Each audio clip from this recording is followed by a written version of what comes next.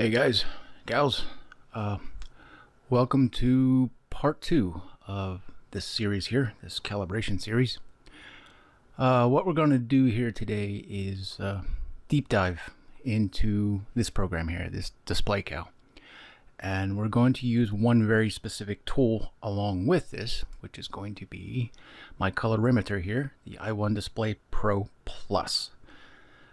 This is the more expensive version of this particular tool, this device, but in my opinion, it's pretty much the only way to go. Because like I said in my part one of this tutorial section here, show and tell, if you haven't seen that, please go back and watch part one. Some of what I'm about to do here won't make sense unless you already got it from part one. So go back and watch that, please, and then come back and move along here.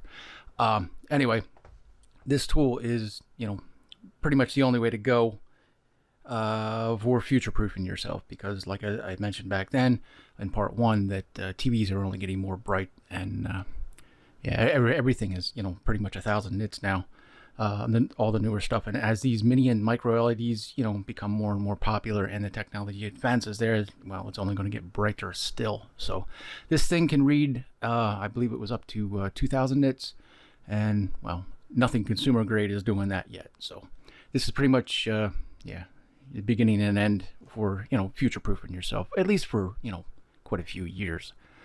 But yeah, with that said, we're gonna move along here. I just want to make a disclaimer here real quick, like I did in the first one. I'm not a professional. I'm not trained in any of this. I learned all of this stuff the hard way by reading everything I could get my hands on. I've literally years invested in this stuff. I am not a professional. I mean, I wish somebody had made something like this back when I was getting started. And I looked and I couldn't find anything. Like I said in part one of this series. Sure. You can find people out there that are doing DisplayCal tutorials, and all they're saying is click next, next, next. Leave everything alone and click next.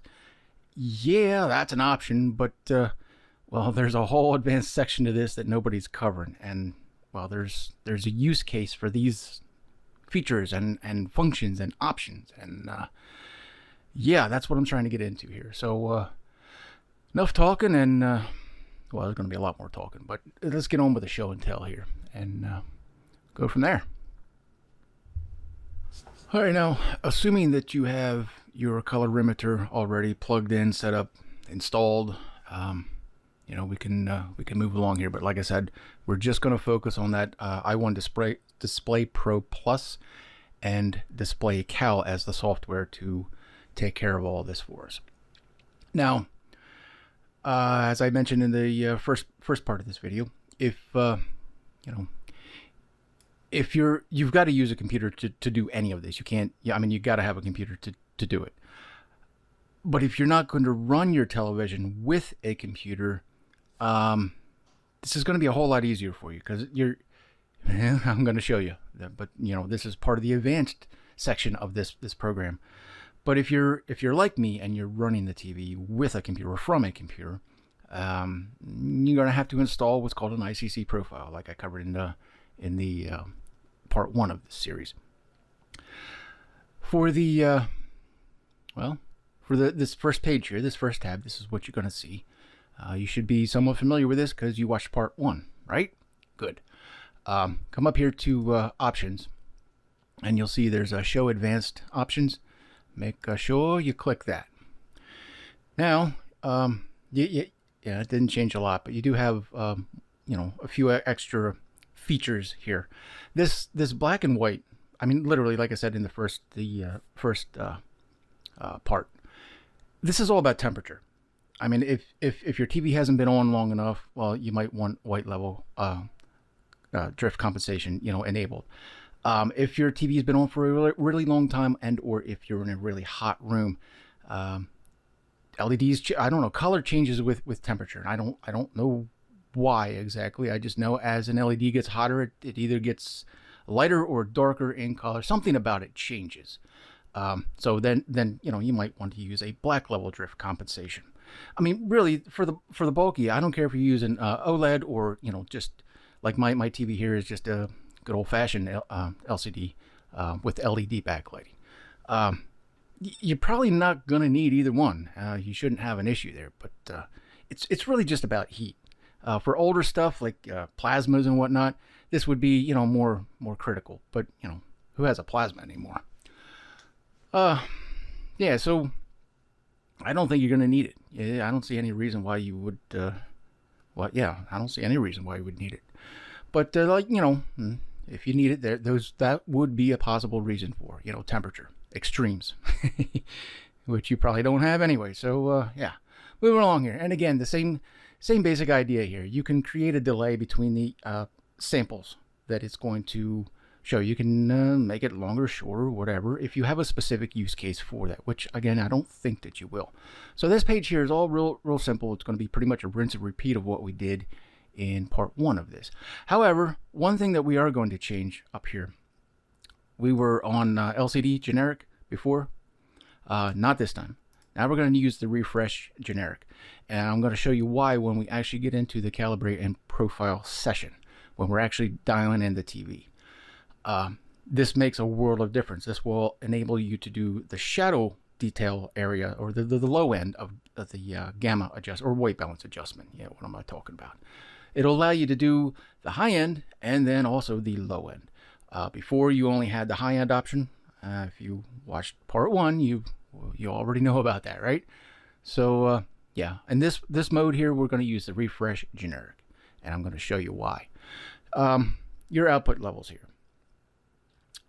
Everything.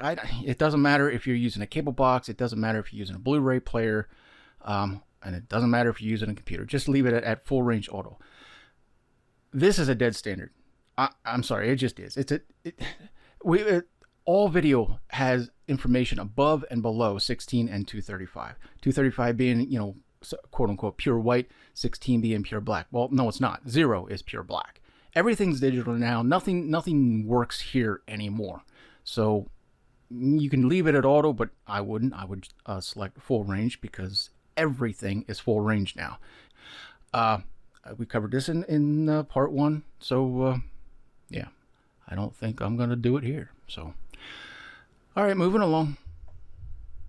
We're now on the calibration tab, and you're going to want to have interactive display adjustment enabled, because without it, you won't be able to make physical adjustments to your television. The program will just do it for you automatically. And you do want to make physical adjustments. Specifically, if you are not going to keep a computer connected to this display, whatever display you're trying to tune up here. If you're going to unplug a computer, you definitely need to have this. Otherwise, the program's not going to do anything for you at all. If you already have a calibration profile, well, this, you can check that box and you can simply update it. Because, well, as time progresses and then things get used, everything wears out over time. So the need for recalibration is, well, it's real. Like, I could literally calibrate mine once a month, simply because I never shut the thing off. I mean, it's just always on. This is that LG Nano 90, 65-inch LG Nano 90. I'm sure some of you have seen it, but if not, I'll put a link to it up there. I did a review on this thing. It's not even a year old, but I've got, I don't know, probably like 4,800 hours worth of runtime on it. I never shut the thing off, but it's awesome. I love this TV. Anywho, yeah, if you already have a profile, well, then you're going to update it. But because I run mine constantly, I could literally, literally go through a calibration here once a month. Am I ever going to see the difference in a month? No, not with my naked eye. I'll see it numerically. I mean, I'll see it on paper, and I'll see it in the test report. But, point of diminishing return. That's the name of this game. Your observer here. Moving along. You've got options, but you have no reason to use them unless you know what those reasons are. So, honestly, I'm not going to get into it, because you won't change this unless you know what your reason might be. If you've got a different setting that for your particular setup that requires a change here, well, you're gonna know the reason why to do that. So I have no need to do it for what I'm doing here, and I don't imagine that most of you would be messing with this setting. But like I said, if you have to, well, you already know why you have to. Moving along to the white point here. Again, color temperature 6500. It's just the standard. It's just everything goes, is set to that. Leave your white point right there. I mean, that's color temperature 6500 Kelvin. And it's daylight. Now you can measure it. If you wanted to dial in a number, you could measure it. You can use the colorimeter and measure you can measure your room for brightness. You can measure your current color temperature. I mean, it's a bell and a whistle. I don't, because I already know this is what I want, 6500. You want 6500. The world runs at 6500 for all of these displays. I don't care if it's a computer monitor or a television. So yeah, leave it there. Unless you have a very specific use case, in which case I assume that you already know why you would want to change that for your particular equipment. Maybe you're running the computer at PC setting and your color temperature is already super cold. It's super blue. Well, you might want to lower it. You might. You can leave it as measured, and it will automatically adjust based on what the colorimeter can see, what it's reading. You can do it chromatically here, but honestly, I don't see that you're really going to have to mess with that, because the world runs at 6500. Moving along here, your white level. I leave it as measured. Reason being, I don't need to match anything. I'm not trying to match. I don't care how bright the room is. I don't care how dark the room is. And I don't want the program to care about that either. When I run through the calibration process here, I black the room out, or I wait until it's dark outside, and then I don't have to worry about any kind of light bleeding in. So it's always going to be pitch black when I'm doing my calibration. It should be when you're doing yours as well. If you want accuracy, color accuracy, the only colors, the only light in the room should be coming from the television. So, as long as your room is pitch black when you're doing this, you can leave it as measured. Or if you're trying to get a specific light level, if you're trying to match a display's output, if you're trying to match two displays, I should say, one output to, the other, you can dial it in here. Or if you're trying to compensate for, a bright room or a dark room. But 90% of you, this is about TV. It's not about gaming or anything like that, but it works for gaming the same as it does for movie watchers, like myself. If you got a specific use case, if you're trying to match two displays or more, okay, you're probably going to want to set something up here. So everything as equally as white and equally as black. So yeah, the only reason you would use the white level or the black level custom settings here is if you're trying to really match two displays. Otherwise, the monitor or the TV is going to do what it's going to do. So your white level, I mean, we've talked about that in part 1. You're going to control that with your back lighting. You set it to your preferred brightness. It won't have any effect on color. So that is up to you entirely. I just leave it as measured and as measured. Before I get into the tone curve here, I would just want to tell you real quick, if you want to see what your TV is currently doing, you just run a report. You come up here to Tools, come down here to Report, say Verify Calibration, and there you go. It'll ask you to save that. I already have one saved, so it would overwrite that for me. You would put your colorimeter right there and click Next, and it will tell you exactly where your TV is at right now. It's going to give you a whole bunch of settings, or readings, I should say, not settings. It'll give you a whole bunch of readings. It'll tell you how black your contrast is, how white your white is. It'll tell you the color temperature. Yeah, I mean, if you want to know before and after, that's one way of doing it, for sure. All right, moving along here to tone curve, and we're going to spend a little time on this one. Essentially, this is going to be where you set your gamma. Many of these options are going to net you a very similar end result, but only one of them will more than likely be the most accurate for your television and or your use case scenario. Well, This is the hardest part, really, of the entire process. Getting the correct choice here. And like I said, you probably will barely be able to see the difference between 2.2, 709, 1886, and RGB. You can, honest to God, you can pick any one of them and you can calibrate with either or. It's going to work for you. But there are, use case scenarios. Like, for example, some guys have been asking me about, can I talk about projectors? Well, yeah, I can talk about them, but I can't show you anything because, well, I don't have one. I can't walk you through it. But in that case, if you have a projector, you're going to want to use 1886. From what I've read, and not because well, this is also what I'm going to use, but from what I've read, this is pretty much the standard, the de facto standard for any kind of projection type setup. I don't have a projector, like I said, so there ain't nothing I can teach you there.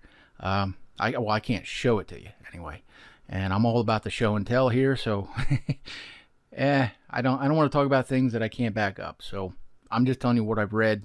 That's pretty much, your option. That's your correct choice. But then again, I mean, if you're running with a computer, you're going to get, good, excellent, perfect results with 2.2. You're going to get it with 709, which is now a, well, quote unquote, old standard. But ask 10 professionals, ask 10 gurus, and you're going to get 8 different answers. I swear to God, that's just what it is. The world is not on the same page. Nobody's going to agree. Yeah, you're going to find 5 that will and then 10 that won't. You know what I mean? It's such a pain in the ass. You want answers. You want black and white, somebody put that seal of approval stamp on your next step. And that's what I wanted. And that's why I spent years of time. And I'm telling you, it just ain't out there. For right when you think you got it, you're gonna find another guru, another, quote unquote, professional that's gonna flip your world on its head. Yeah, it's such a pain in the ass. But what I'm going to do is I'm going to just narrow it down real quick for you. I'm going to give you 2 places that you can read on your, at your leisure on your own. This Reference Home Theater site here, they talk all about gamma, and they're talking about a couple of gurus here. People that live this, eat this, sleep this, breathe this stuff. And you're going to see that nobody freaking agrees here either. It's just the way that it is. And I'm going to send you here a different website all about, well, understanding gamma. This is more techie. This is a whole lot more techie. There's, well, mathematical values and more specific information, and this is more precise, more clear than the other site. But this is why I just wanted to show you. You can believe this 100%, and then you start reading elsewhere online, and then you're going to find disagreement with this. So ultimately, at the end of the day, point of diminishing return. You're going to have to still use your eyeballs. You're still going to have to use your best guess at, what looks best for you. You can go strictly by the numbers, and you might be, happy where, for a TV show. And then you might put a movie in that has, a much wider color range, a much wider color gamut. And then you might think, your blacks are too damn black. Now you can't see nothing in the shadows, and you might get pissed off and think, well, what the hell? It was better before. I could watch a TV show, but now my movies are crap. Told you, this is a rabbit hole, and it just keeps getting deeper and deeper. There are ways to mitigate that, but we're going to talk about it just briefly. But basically, your BT 1886 is a gamma 2.2 set at 2.4. This is a strict power curve. Well, unless you have it set to relative. If you have it set to absolute, it's a linear line, and the program's going to do everything it can to put every single color on that line. If you leave it as relative, well, the line's gonna do one of those, but it's gonna give you probably better overall end results. Like if you have a problem with blacks where you're losing all your detail and it's just crushing your blacks, you're probably gonna want to use relative. I use relative just because I found that for the most part, that's the better setting for me. What I also am going to use here is Rec 1886, just because, well, it's the new de facto standard. And as you saw, once I changed that, once I changed my gamma here from 2.4, my Rec 1886, disappeared. But you can do the same with. I mean, you don't get an option here, but you're going to get basically, well, it's going to be real similar end results. The difference between the 709 here, difference between the 709 and the 1886. Well, it's an old standard versus a new standard. The your color gamut here, and here I'm going to show that to you real quick. When we're talking about these various gamma settings, you're still going to be within that black triangle there, pretty much no matter which one you choose. You're going to have different curves though, and what I mean by that is to give you a general idea. Certain gamma settings are going to move you to a brighter or a darker perceived color. The colors are still going to be there. It's still going to be about the same, but if you're having a problem with blacks being crushed, you're probably going to want to go with like a lighter gamma. Or if you're having a problem with your blacks being a little washed out, then you might want to go with a lower gamma. There is a use case for this, and I wish I could tell you, choose this and leave it alone, but I can't. And the reason for that is because I don't have your eyes, nor do I have your TV. I don't know what you got. I don't know how good it is or how poor it is. This is something that you literally just have to test and decide and figure for yourself. But I'm trying to give you the really clear-cut information, at least online there, so you can read about it and make your own decisions accordingly. I have already chosen mine here, and this is the reason why I've chosen it.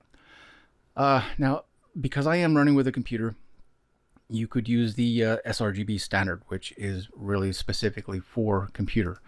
I'm not going to do that because I don't care so much for that particular rendition of whites, blacks, and colors in general. I much prefer the I'm okay at 709 too. I mean, I'm happy at 709. I'm happy at 2.2, but I have my TV set at 1886. I'm going to show that to you when we start working on my actual television. I leave it here. I leave it at relative because, well, like I said, if you leave it at absolute, you might end up with a problem. But I'll bet you 99% of you won't see a difference either which way. Point of diminishing return, but the only way you're going to know it for yourself is if you run the test. Once you get good at this, you can blow through a test in, I don't know, 9 minutes. You can get an answer. I mean, if you spend 2 hours, once you got your settings here and you've got your basic white level adjusted, physically on the television, you can change settings here, real quick, a 9-10 minute test, and you'll get an answer. Change another thing here, another 9 or 10 minute test, get another answer. You can go through it real quick because we're getting there. I mean, this is the hardest part right here, and I wish I could say pick one, pick the other, but there is a use case for them all. The 2.2 is more computer. This is absolutely computer, the sRGB. But like I said, for me, I'm leaving it at 2.4, the Rec 1886. Probably you're going to want to do the same thing. But if you're not installing a profile, this doesn't matter. I mean, none of this is going to matter for you whatsoever if you're not literally going to install a profile. So, only worry about this stuff if you're using a computer and you want to actually install a profile into your system. So next we're moving along here to the black output offset, and I'm gonna get into that just a second here. All right, I shut the lights off for this one, blacked out the room quick so that you can see what I'm seeing. This is a picture. This is not what my television is doing, but this is what is known as color banding. The gradient from white to black and or vice versa. You see these vertical bars. There's nothing smooth about that.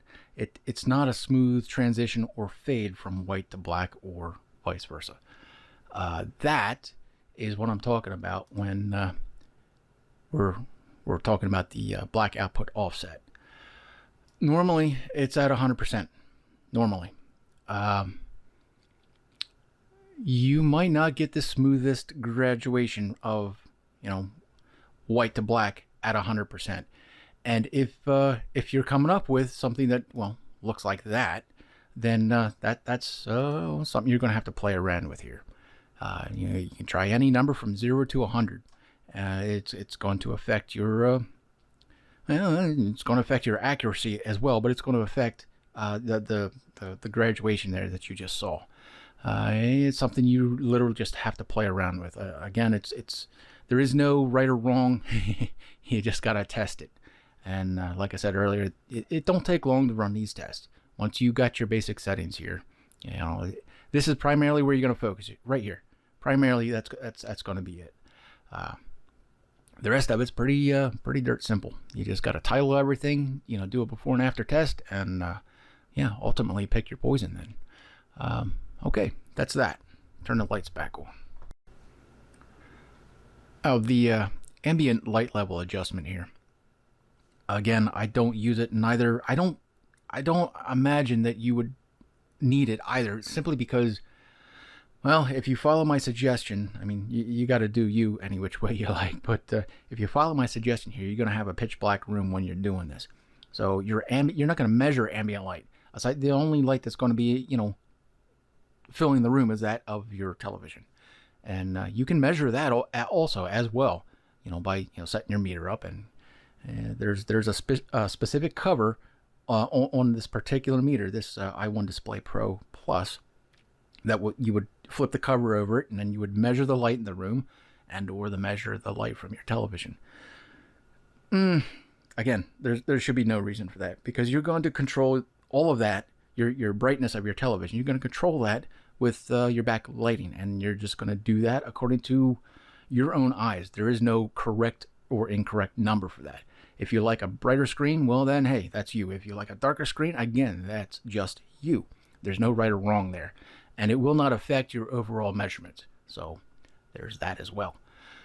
Just something to keep in mind. If you had a use case, if you're trying to match a display that you're going to port to another area, maybe you would use it for that. I don't know. I don't personally have a use case, because all of my TV watching, day and night, it's pretty dark in this room during the day, but it's pitch black naturally then at night. So for me, yeah, I don't worry about it. Now this black point correction here. This is all about you've probably seen it in at least one of your screens at least some point in time. Especially if you have an older TV, I'm sure it's going to stand out a little more. Have you ever seen, a shadow like, I don't know, a really dark gray pair of pants or a black suit that kind of looks greenish or pinkish? It doesn't look gray. It doesn't look black. I mean, you know what color it should be, but you're kind of getting this fringe of something else. It ain't quite what it's supposed to be. That's what this black point correction is all about. At the lower end of the spectrum, well, certain TVs just are not capable. It can't do a pure black, so it's got to be faked.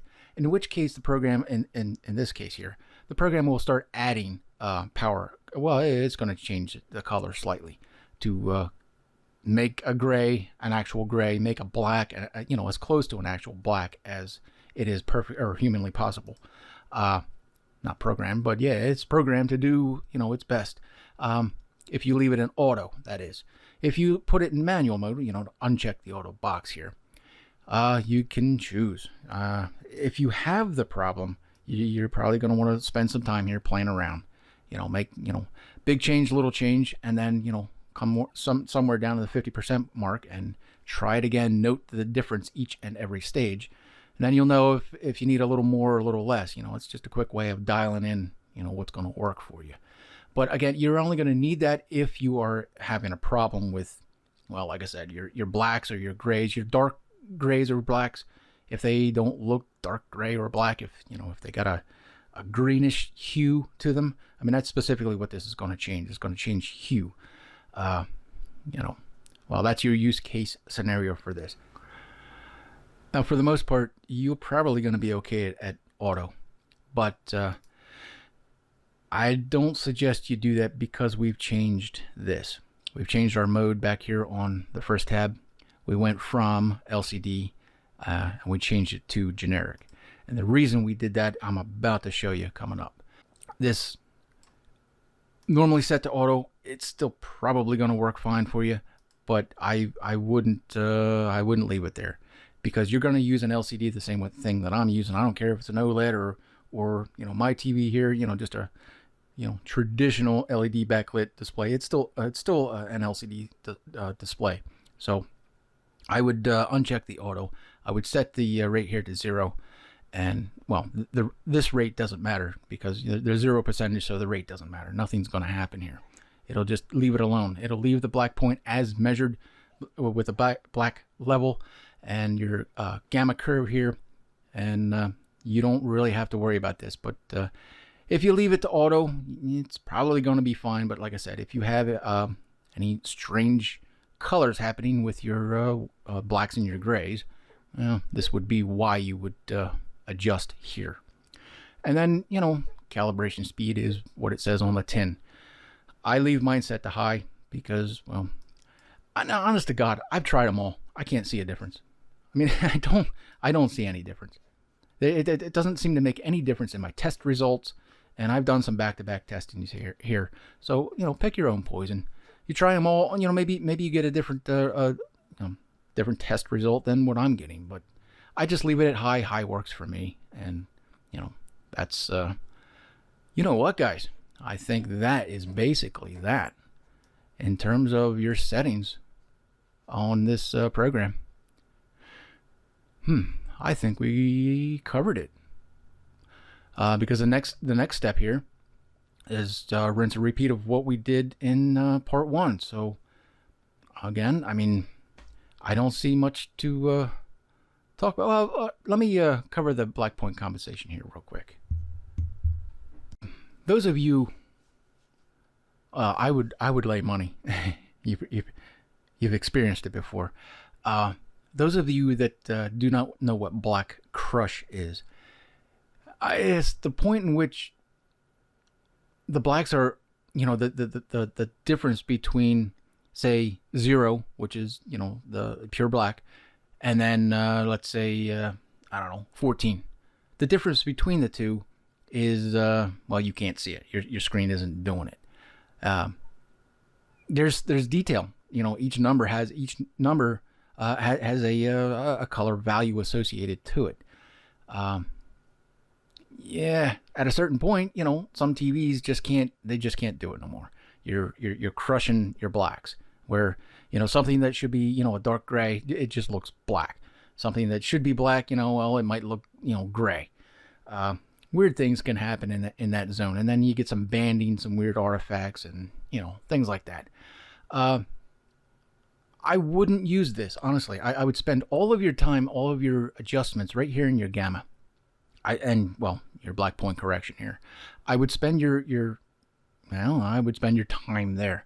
I would leave this alone, but you can try it, and that would be the reason why you would try it. If you're having a real serious problem with your blacks just being crushed, well, that's why you would use it. But that's all that it does, and it's really going to screw up your accuracy.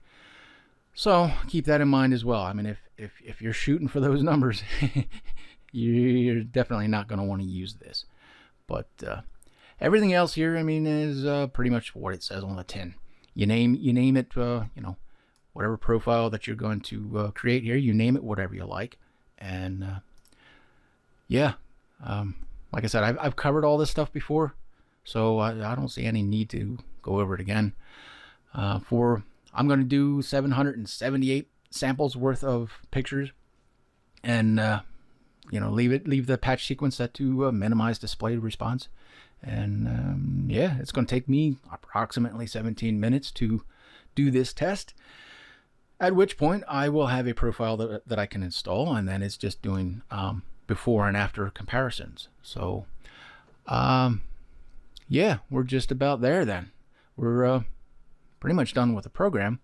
Let's talk a little bit about the TV and settings that you're going to want to change there before you click the calibrate and profile button down there. Just so we're all on the same page, just so everybody fully understands. Now, of course, every TV is going to be different. And again, I can't tell you what to do here for yours. I can give you general guidelines. Well, for starters, you're going to have to get into your advanced settings here. And choose your picture mode. Again, I don't know what to tell you here. You got to choose the most natural one. That's the best starting point. But if you have a use case scenario, like, if you prefer PC or something like that, I mean, I've got a bunch of options here, but I leave mine on cinema. It leaves a couple of the well, enhanced features on. It turns, it gives me the option, but I also have a let me show you here. I have a filmmaker mode, which I love with these LGs. It turns everything off. I mean, you might want to use that mode. I don't use it personally, and because, well, my use case scenario, I'm very happy at cinema. This is the one I've been using. This is the one that I've calibrated, and this is the one that I'm going to recalibrate right here with this video. But you got to look it up on your TV, whatever you got. Find the most natural looking option that you have. For me, it's cinema or filmmaker mode. And if you have an LG, well, then you probably have the same options. If you don't, well, Sony, I couldn't tell you what to do with a Sony. You're gonna have to look that up. But you're gonna come down to your advanced controls, and your dynamic contrast, turn it off. Super resolution, turn it off. Color gamut, like I said, I have the option either between wide and extended. Well, I can't turn it off, so I just leave it at auto for me. My gamma setting, where I want my television set to, is BT 1886. I can do gamma 2.2. I can do a 2.4. Well, you can see my options there, right? I leave it at 1886 because, well, I just like that. I like the blacks better at this. I like it better. It's a wider. It's a little bit of a brighter. It's a little bit of a brighter gamut curve, but for you, if your colors get washed out, I mean, I shouldn't say your colors. If your low end gets washed out, well, that's probably because of you don't have great contrast ratio. You might want to choose the Rec 709 in that case, which is still going to be able to get you right where you want to be, but your blacks are going to be darker. I mean, this is something I really wish I could put a number on. I really wish I could tell you, but your TV is your TV. Your eyes are your eyes. You know what I mean? Ain't much I can do aside from show you what I'm doing. So yeah, that's that. Go back here once. Go into my picture options, and like noise reduction, turn it off. I have some of this stuff on once I'm done calibrating.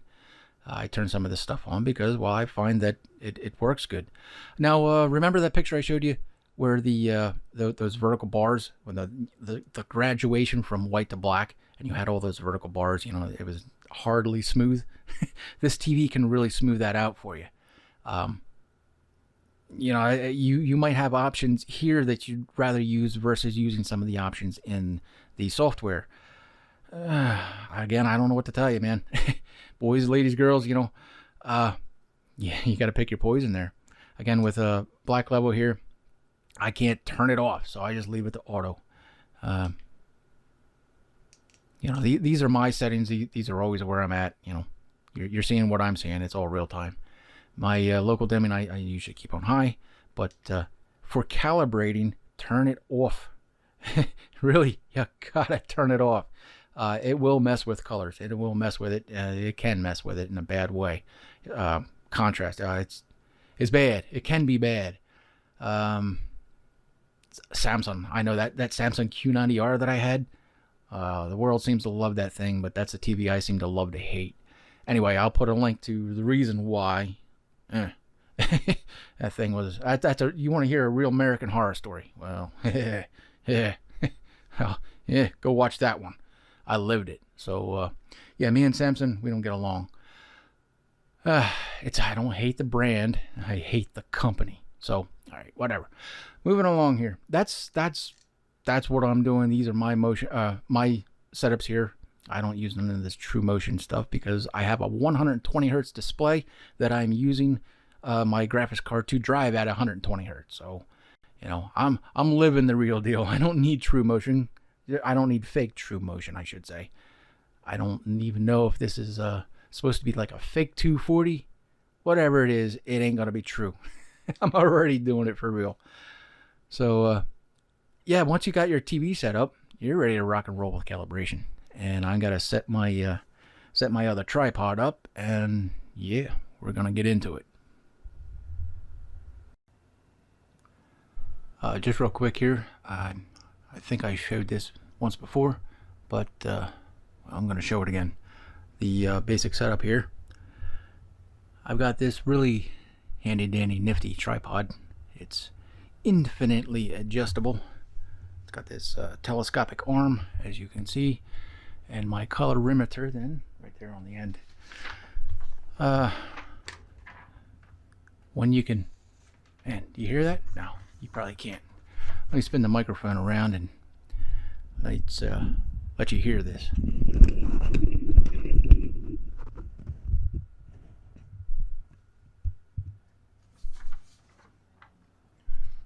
When you can just hear it drag.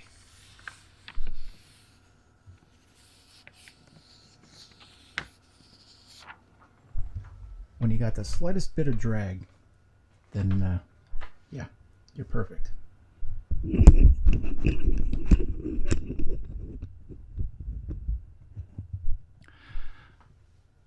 So, yeah, I'm going to set you up on this tripod here, and we're going to go through some TV calibration coming up next. And we're just about ready to rock and roll here. I just wanted to show you something real quick now. This display profile tool. It's a standalone tool. There's nothing to install. I'll put a link to it. I used this in, well, part 1 of this tutorial session here. So I hope you watch that. I really do. But this is a tool I use there, and I'm going to use it here as well because it is so quick and simple to switch between different color profiles. And I just deleted all of mine, so I'm back to Windows default. This is what it is right out of the box when you freshly install Windows. It's this sRGB at Gamma 2.1. That's well, that is the default, and it makes a huge difference. I mean, blacks are washed out here. I'm gonna get them back. Trust me on that. But yeah, I just wanted to show you the tool, and I'll be using it, you know, later on when we do before and after side-by-side comparisons. This is how I'm going to do it, and I'll put a link in the description, so go check it out. It comes from the same people that make my colorimeter, so it's not a hacked tool of any kind. It's, you know, it's coming from a reputable source. But I've changed my name here to something that I'm happy with, and that's going to be my new color profile. It's going to take me approximately 17 minutes to run the test. I'm not going to I'm not going to bore you with that detail, but there's some manual adjustments that we have to make here, and I am going to show you that. So moving along here, we're just going to click the calibrate and profile. I have my meter set up pretty well here. I believe I mentioned in the part 1 of this tutorial that If you have a really bright TV, like for example, I had a hard time with that Samsung when I was calibrating that. I found what works best for me using that particular TV because there was so much bleed through when you'd open up the TV menu, it would totally mess with the what the camera was seeing. It would totally wash out the color. Everything was lying to you at that point. You'd have to go in, make an adjustment, back out of the menu, let the camera settle and read, go back in, to the menu, make an adjustment, back out, let the camera settle. It was such a pain in the frickin' dick. I'm not joking. I hated it. So what I found, it was much easier for me to use two displays, because when I click, this is your window here. When I click Start Measurement, this other part of the program here opens up, and this is how we're going to make our adjustments. With our white point here, we're going to tell the thing what color white is. And now, I don't know if you've seen part 1 of this. I hope you did. Before, we only had this high level. We had our white level here and information. We didn't have this shadow zone. We could never do black point before. Now we can. And that's what happens when you change from, on the first tab of the program, when you change from the generic LCD to refresh type. That's, that's the option that is now enabled for you. So I'm going to run through this here and go from there. But what I was getting to anyway with two displays, you could drag this to another display. I can move this window anywhere I want.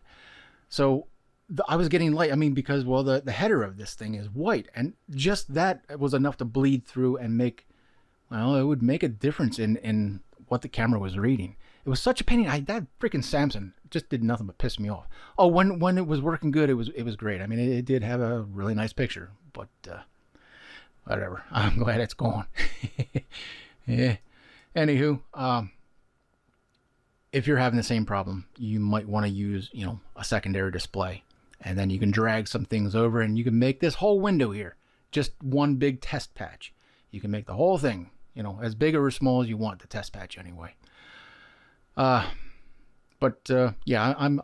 I've been pretty happy with this TV here, and I don't have the same problem that I was having with that Samsung. So whatever, we're going to start the measurement here real quick.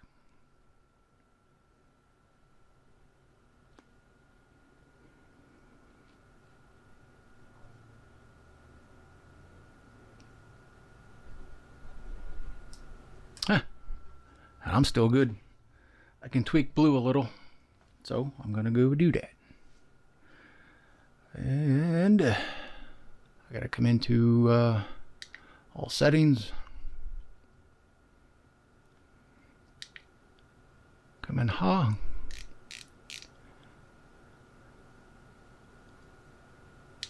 advanced controls for me. It's probably gonna be something different for you.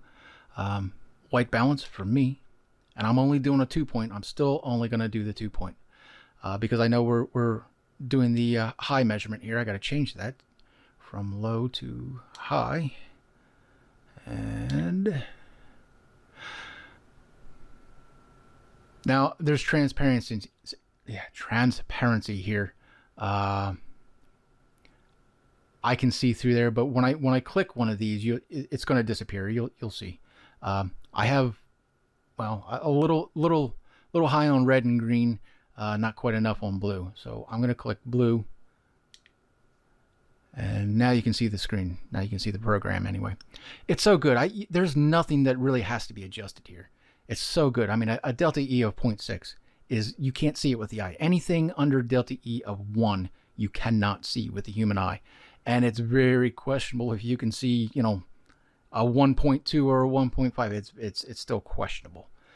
You'd have to have a side-by-side comparison to be able to see it. So, there's that. I'm going to give blue a nudge. And that did not help me one bit. As I've said in the previous tutorial, part 1, if you can, leave green alone. Green will really control, it will really affect your luminance, your brightness. Don't touch it if you don't have to. Just leave it alone if at all possible. I'm going to try and bring red down a touch. Let me try red one more time. 0.3. 0.2. Yeah. I mean, it doesn't matter. It's a number on a screen. It's a number on a piece of paper. You're never going to see this with your naked eye, but just to show you, you know, a little tweak and a little tuning, you can get some really excellent numbers out of these modern screens, these modern TVs. So that's my white point. And you know what? I am done right there. Now, because I'm leaving my white level to auto, I don't have to do anything there. I'm not trying to match a display or anything like that. I do have to change my or adjust my black level, and I want you to keep in mind, by doing this you will probably inadvertently start affecting the high end, and we'll see what we see here.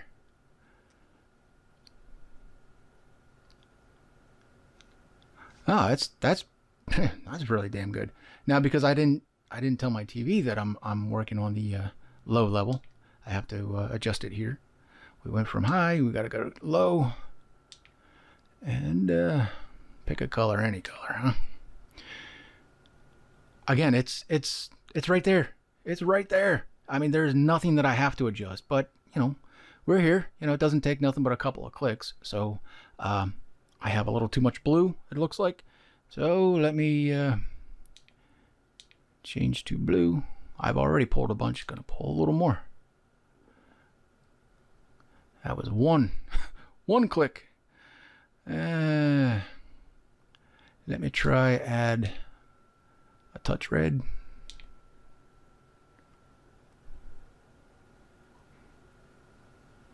Still not happy. Oops, wrong one.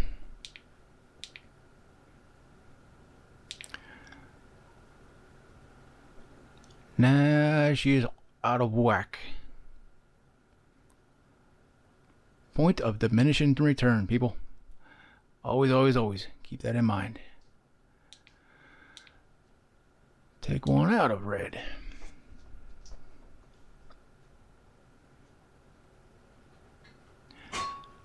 It's so perfect. There's, like I said, there's literally nothing that I have to do there, but well, I mean, we're here. Might as well spend the time. Take one out of blue. Yeah. It's just going to be like that. So, you know what? I'm going to put one back in blue. That's, you know what? I don't think I'm going to mess with it any more than that. This is all the low end. This is all the shadow stuff. It's just getting you closer and closer to black. And I'm still well under a delta E of 1. So, yeah, I'm happy enough with that. You know, I'm not going to be able to perceive color here, you know, regardless. Not with my naked eyeballs. And I'm sure that you guys won't either. So, let me exit stage left.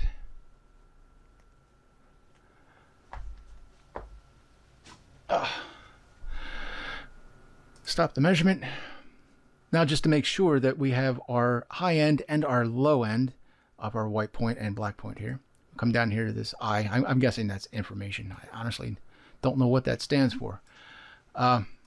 Click start measurement. It'll just do a retest of, well, everything. And let's see if everything stays where I put it. Yeah, I'm right there. I am right there.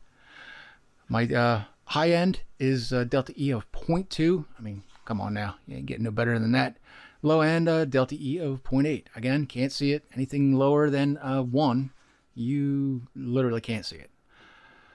So, these are excellent numbers, especially for a TV that has, oh, for crying out loud, what I guess we're up to 4,800 hours, something like that. Oh, you know what? I can show you real quick. How about I just do that? Stop talking and start showing, huh? That's what this is about. Show and tell. Where was it? I think it was here. Support. TV information. Total power on time. Oh shit, there we go. 5,500 hours. I mean, I'm not making this up. The TV's not even a year old, but there's probably 4 years worth of use time on it. I'm telling you, I never shut the thing off, and I just love this TV. There's always something going on though. Yeah, it's always, it's always doing something. So I just leave it run.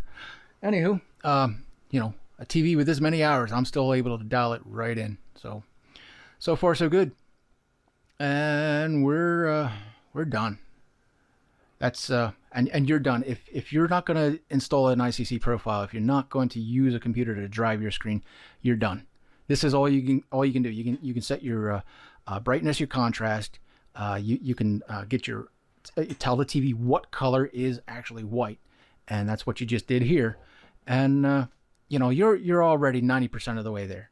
Everything else is just a tweak and a tune, which the software will do for us computer users quite nicely. Like I said, if you're not using a computer full time, run your display screen, well, you're probably as good as you're ever going to get then. There is a program out there, that Cowman software, that might be a better option for you guys. That if you want to burn the ROM physically into your television, if you want to reprogram the television, that's the software you need to use for that. This is free software. Yeah, we have to pay for the camera, and we get the software for free. And I mean, I like this setup because this is just perfect for me, and it's probably going to be perfect for most of you. But like I said, if you're not going to use a computer, well, you do have options. I mean, I hope you watched part 1. I covered all that stuff there too. So enough talking. All I got to do is click calibrate, and I'm not going to run you through any of this. I'm going to let the software do what it does, and we will come back once everything's finished off here. Alright, this thing is wrapping up here quite nicely. I just thought we'd observe together.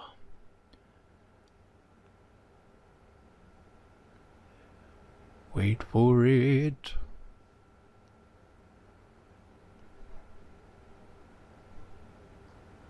Bam.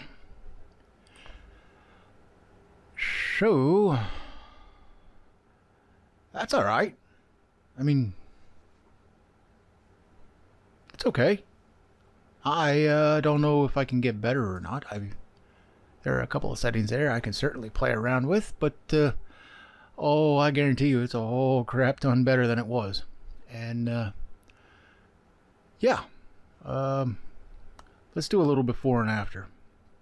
I'll do a little show and tell here, and then we'll do all the side-by-side comparison stuff, towards the absolute end of this video. So I'm going to install the profile. I'll say hells yeah, and there we go. All right, now it's installed and active.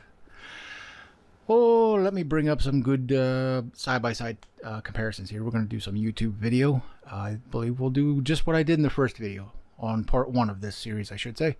We'll do a rinse and repeat of that and note the difference. Okay, I brought up a page that I'm happy with, and I brought got my tool up here so that we can do a side-by-side. Now, my desktop background is just kind of a gray. I like it. It's better than black. It's better than white. It's just, it's gray. It's right there in the middle. You know what I mean? But this is my new color profile right here. That's currently that we're currently looking at. Watch what happens when I go from this back to Windows default. Note the difference. Can you see that? This almost has a greenish hue.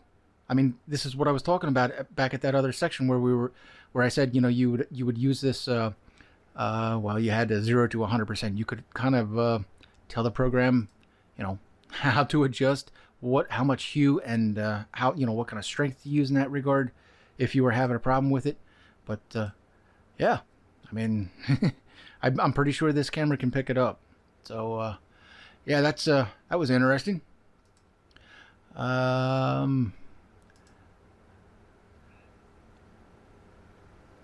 Let's try this. I don't know. I first time I'm playing any of this, so we're all gonna see together. I muted it, so, well, obviously.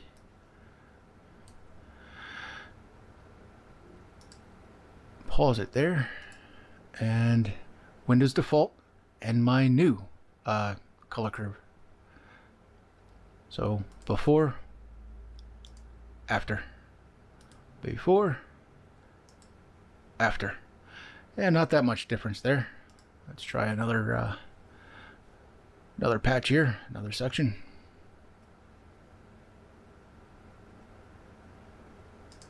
Dogs. Pause that. Before, after. Before, after. Definitely a difference. I mean, did you expect anything less? I should hope not. Ooh, fire.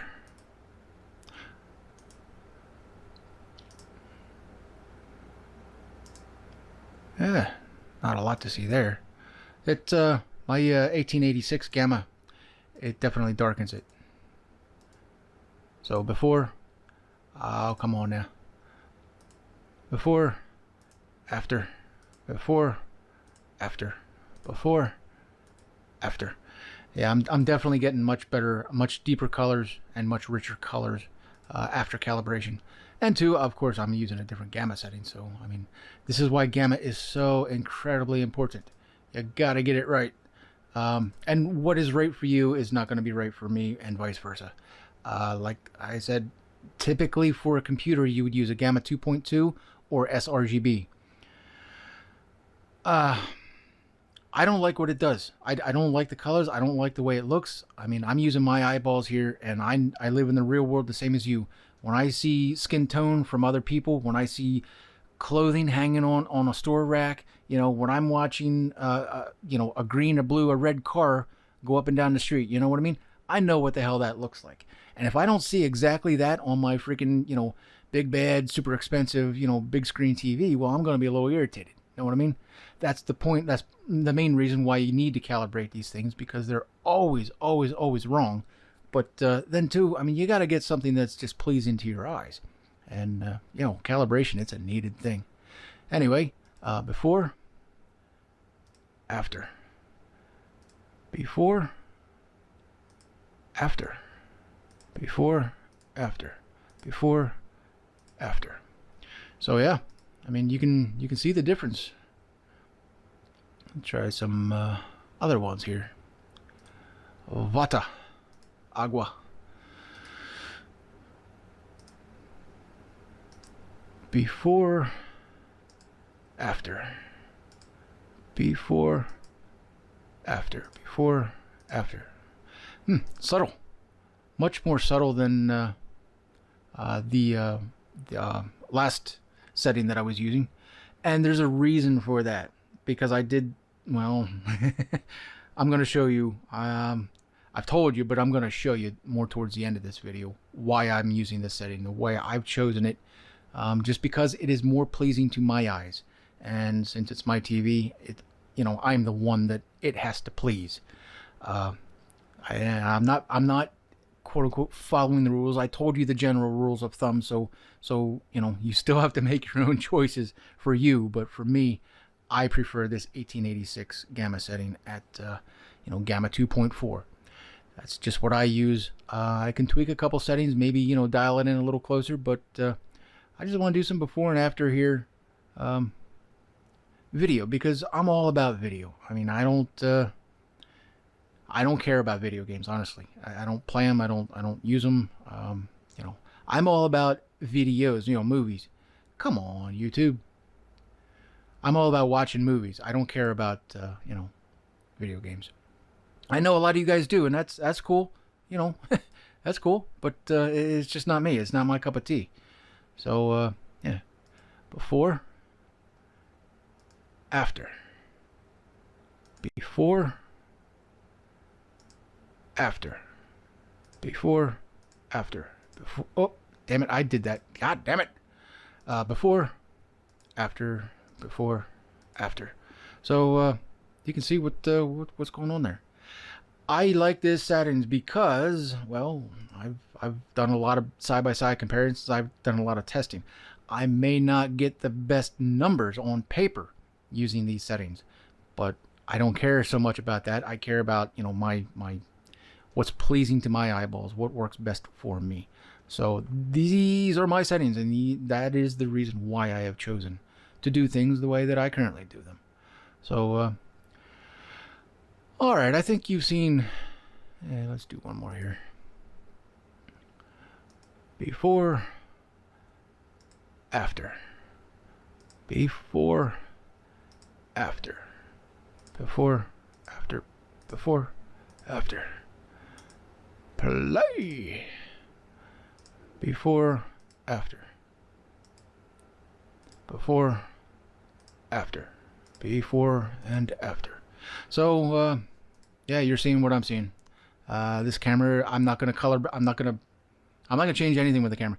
What it's recording is what I'm gonna throw up on YouTube. I'm not gonna make no adjustments whatsoever. So, you know, whatever the camera is seeing, that's what you're gonna see. It's probably going to look a little different to my eyeballs because I didn't white balance the thing because, well, I'm in a dark room.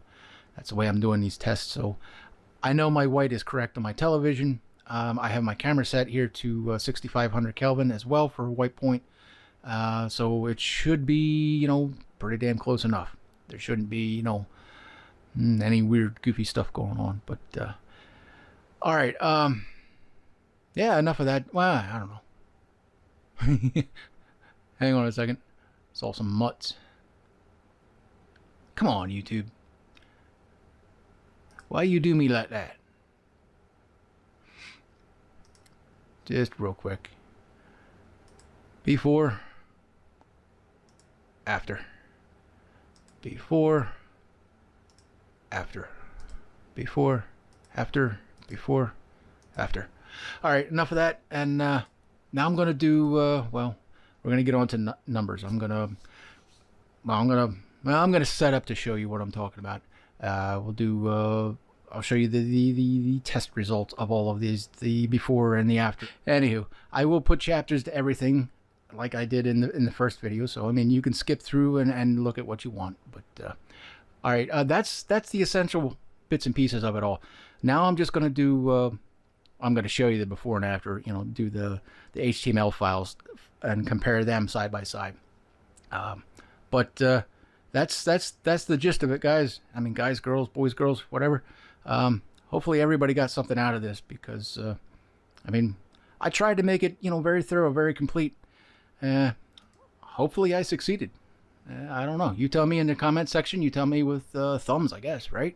You know, like it, dislike it, whatever. But hopefully I created, you know, a very complete two-part section here, at least for standard dynamic range. I'm gonna do a whole high dynamic range thing later, but right now I think I've covered, you know, beginner and the advanced stuff for standard dynamic range, including high definition, but you know, standard dynamic range. So all right, I'm gonna do the side-by-side comparison stuff now. And we're done with well, all of the before and after side-by-side comparison testing here that I was, well, all that I was willing to do. Let's put it that way. You can see my settings here. This time around, I decided to use a rather large sample size of 485 test patches samples. I thought, you know, why the hell not? It ain't nothing but time. It's rainy. It's crappy outside. I ain't got nothing else better to do right now. Wife is working from home on her computer, and yeah, hey, let's play with the TV. So that's what I did. This is the profile that I used. Well, the Rec 709 profile, and yeah, that's what we did. What I did here, I reset the white level and both the high and the low level on my white level. When I was adjusting the white balance there, when I was telling the TV what color white was, I reset all that back to 0. So we're doing apples to apples comparison. I reset the gamma back to Windows default, and then I ran this test. This is what my TV will do right out of the box and with the all the enhanced features and whatnot disabled. So I mean, I didn't re-enable any of that. Local dimming still turned off, but I reset the white balance. It's all back to factory settings there, and then I set I used the color profile that is default for Windows 10, and this is what we're seeing here. This one is before installing the color profile, that is, and this one is after. Okay. Yeah, I forgot which order I arranged them. Before I installed the ICC profile, but after I set the white balance on this television here with this is just a Windows using the program and the hardware that you saw, adjusting your white levels and your black point. Well, it was called white point and black point, but all you're really doing there is adjusting your you're telling the TV what the hell color white actually is. That's the whole point and purpose of that. And well, it's done with gray, but this is before I used the program to create a color profile. So this is right, you could have unplugged the computer, and this is what you're going to get right here. This is after I created a profile and used the program to, tweak colors for me. So before the profile and after the profile, there is so little difference there. It is so freaking close. I mean, these numbers here, your maximum deltas, that's what we're looking at right here. Actual test results. Before color profile, after color profile. Before color profile, after color profile. This is what I'm telling you guys. Point of diminishing return. Once you get your contrast and your brightness and your contrast, and then you tell the thing what color white actually is, you are literally at least 90% of the way done. Everything else is just a piece of, it's a number on a piece of paper. In this case, well, it's an HTML file, so it's a digital paper, but you know what I mean. I ran the really long test on this because, like I said, I have time. I figured, why the hell not? Spend a little bit of time. But what it did here is, all these colors here, the before and the after, the before and the after. Believe me, there's a line that runs right down in through here, and I'm going to show it to you. And most of this stuff came out pretty surprisingly well. I am surprised. But, yellow is caution. I don't see anything that's terribly red. And it's probably not going to show me any. You bastards. But I saw it when it was running through the test. Purple was bad. I'm pretty sure this camera's picking it up. But, right in through here. See this, right here is the test sample that it showed. That's the color that it should be by numerical value. I mean, I don't know that it has an actual name for the color, but it definitely has a number. So this is the color that it should be, and this is the color that my camera actually read, and there's quite a difference there. There is a line, like I said, right down through the middle, because none of these colors are perfect. Some are really freaking close, but some of them, really not so much. I have a problem, though, towards the, once we start getting to the shadow zone and towards the bottom end of the scale, like I said in the beginning, some of those settings, well, this is where you're going to use them. And for the most part, I'm fine with it. Like I said, this is before. This is I want everything at 65K. Color temperature 65K, and so would you, because it's the de facto standard. That's just what it is. After calibration, after you set your white point, I'm right there, right and down until here at 10%, 15%, right about 15%. Now I'm hitting 7K, 10%. I'm still at 7K, 5%. We're damn near pitch black right here. That's 5% brightness. You're probably not even going to be able to see that. You know what I mean? That's 5% of, that's 5% brightness. There's hardly anything to see there. So the color temperature is a little bit off there after calibration. But before calibration, holy Christ, look at that. Up here at 9K and here at the 5% mark, I'm off the scale. I'm well above 10.5, well above 10.5. And again, it's down at this bottom end of the scale. You're not going to be able to see it really. I don't know what the human eye can see in this regard, technically speaking. I suppose all of it under the proper conditions with a very, very good screen. But the average TV, the average human eye in the average viewing condition, you're not going to see anything probably below 10%. Honestly, you probably won't see it. So this is before, and then this is after. Damn fine, son, if you ask me. I mean, every circle should be in a circle, and clearly it is not there. And right here, yeah, we got her. We got her damn good.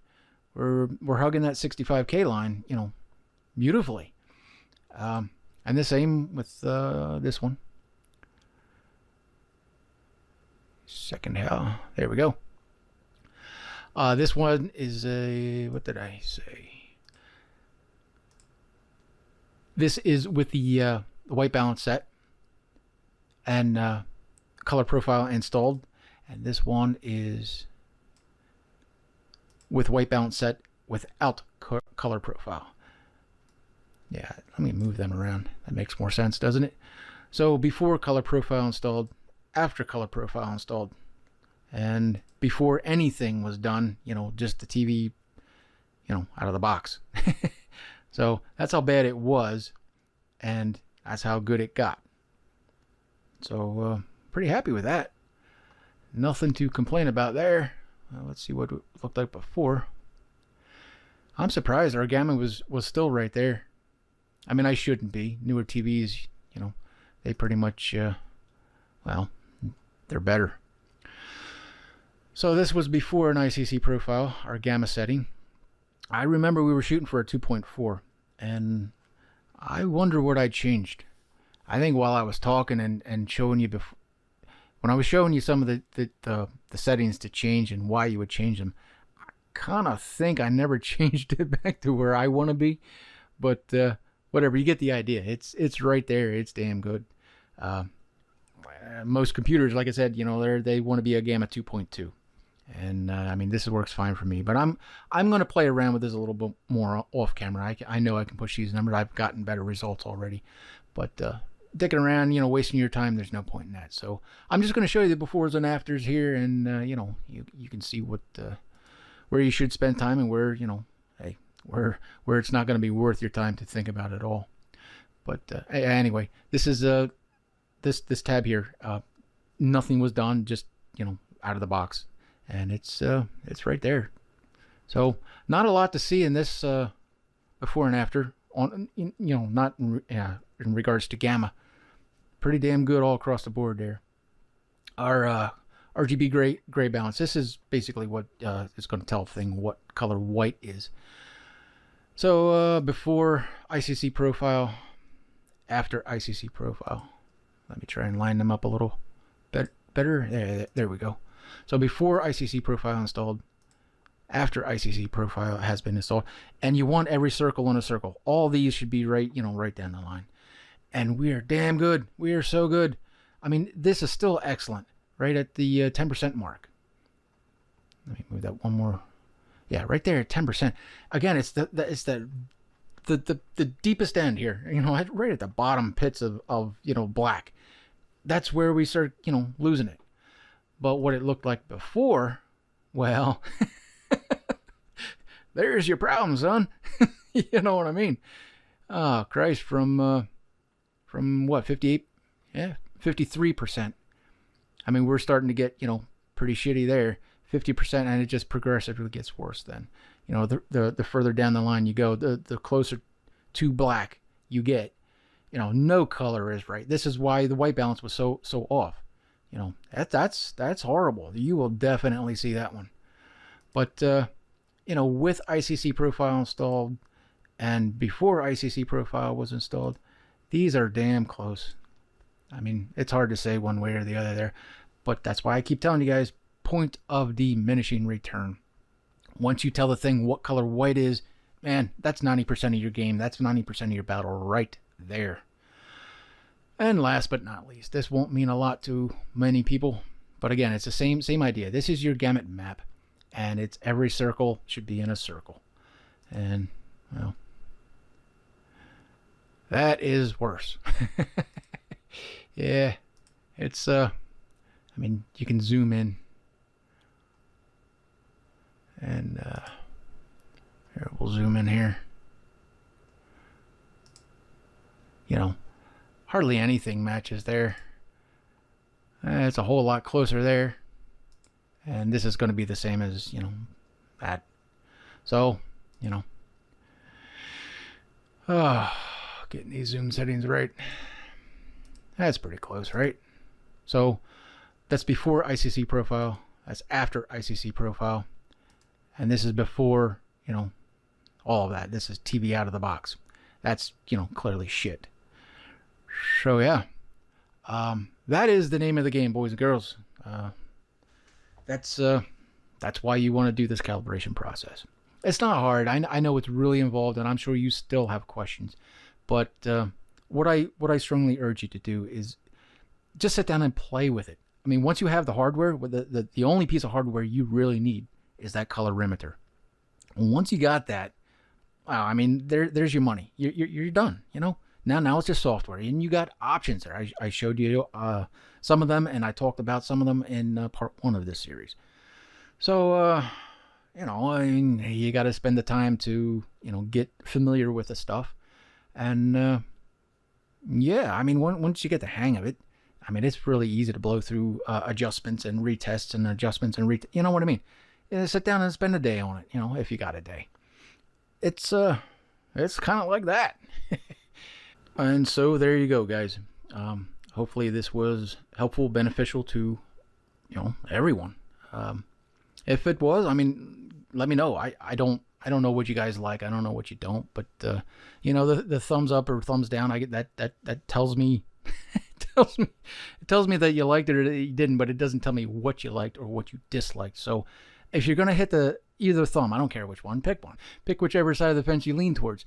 But whichever one you do, I mean, I'd appreciate it if you told me what you liked and what you did not like in the comment section.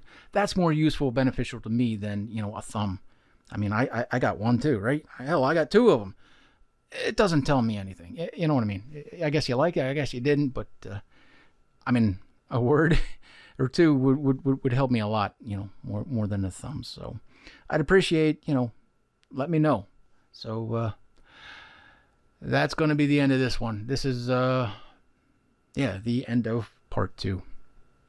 Later on, much later on, but certainly later on, we're going to get into the high dynamic range stuff. It's going to be a lot of the same, but there are some things that must change before that can be done. And there's extra hardware options available, but like I said, I ain't going there, not yet. That's going to be down the road in the future. So, all right, guys, that's going to be that. Thanks for hanging out, and cheers.